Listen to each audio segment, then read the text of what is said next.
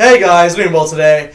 So yeah, I've just seen the Rugby World Cup draw in 2023, and man, what a draw! I mean, some of the games that we played within the group stages are going to be huge. I mean, here, I'll put it to the right of my screen right now, and you should be able to see it. But yeah, I'll just go over the groups, and you just tell me, give your opinion if if there's a group of death. If you think there's going to be a few upsets, just put it down in the comments, and I'll definitely reply to you. So for Group A, if you haven't seen, for Group A, it's New Zealand, France, Italy, and then you have America's 1 and Oceania 1. So that's a very tough group in a sense where I think the two main contenders will obviously be New Zealand and France.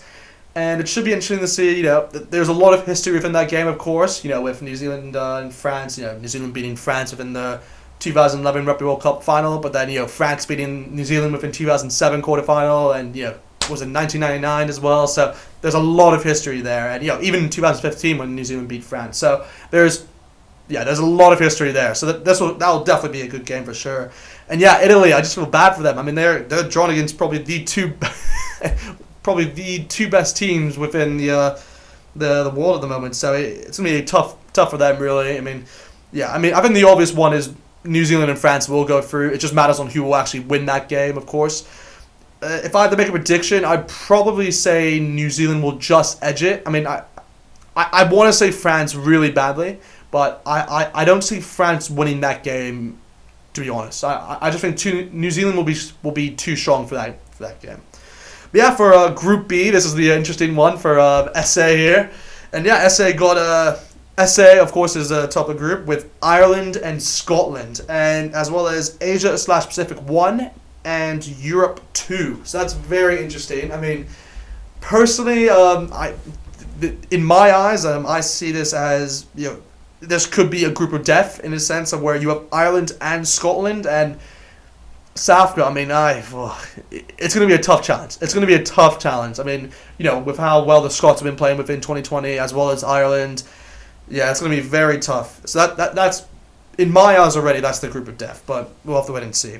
So for Group C, the top of that is Wales, and then you have Australia and Fiji, and then you have Europe 1, and then the qualifier winner. So actually, which is actually kind of funny, this is exactly the same group as last year's 2019 World Cup. I mean, you'll essentially have, for Europe 1, you'll have Georgia pretty much, so you can have all four nations within, Group D of last year, so that's kind of crazy. And hopefully, in my eyes, I'd say Australia will win that, but, you never know. Wales could turn it around within the next few years and just, propel themselves to be that top team like they did within the last World Cup. But for Group D, the last of the group stages, there's England, Japan, and Argentina. So that's a very interesting group right there with Oceania 1 and America's 2.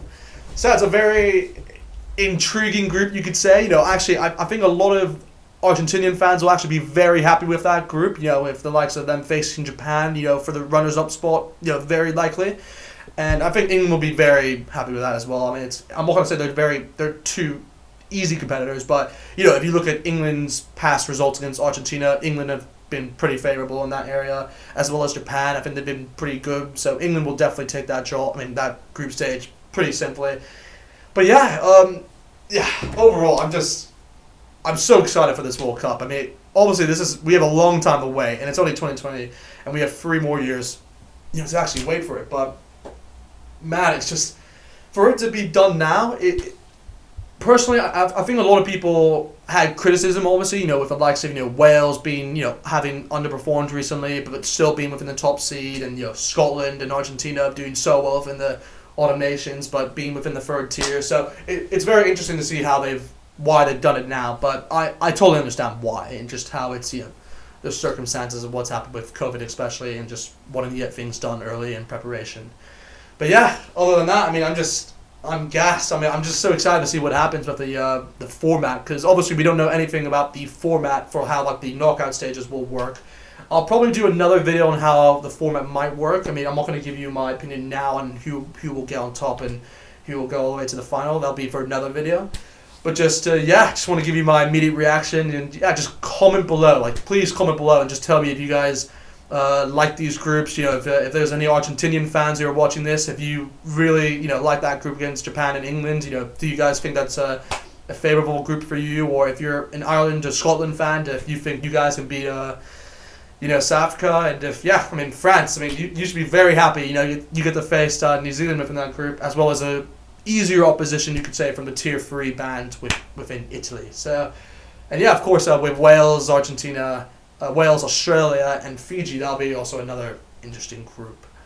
But that's kind of it with me. I just want to give you guys my immediate reaction after just watching that group stage. The draw, and just wow, I'm astonished really. But anyway, just really excited for this World Cup, even though we have to wait 3 years. But anyway, so like, comment, subscribe, and I'll see you guys next time.